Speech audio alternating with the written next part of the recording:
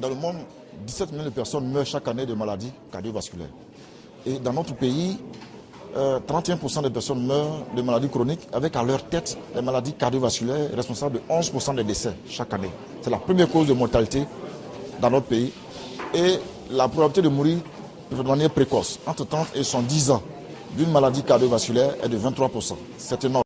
Ne pas manger des aliments gras, éviter une grande consommation du sucre et manger assez de fruits. Ce sont les conseils prodigués aux étudiants au cours de cette séance de sensibilisation et de dépistage sur les maladies du cœur à l'université Félix Houphouët-Boigny. La rencontre est organisée à la faveur de la Journée mondiale du cœur par la direction de coordination du programme des maladies non transmissibles, une structure du ministère de la Santé et de la lutte contre le sida.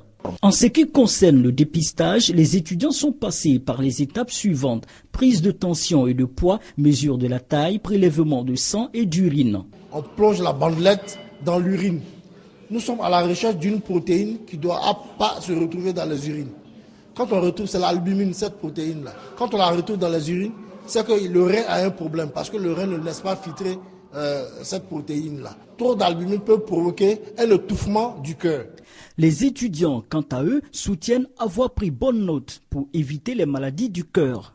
Vu ce qu'il vient de me dire, j'essaierai de faire un peu plus de sport et diminuer ma consommation de graisse et d'aliments sucrés. Les personnes de moins de 50 ans sont les plus touchées par les maladies cardiovasculaires. Selon l'OMS, l'Organisation mondiale de la santé, le taux de prévalence chez les jeunes de 25 ans et plus est évalué à 34,4% en 2008, dernière date d'évaluation en Côte d'Ivoire.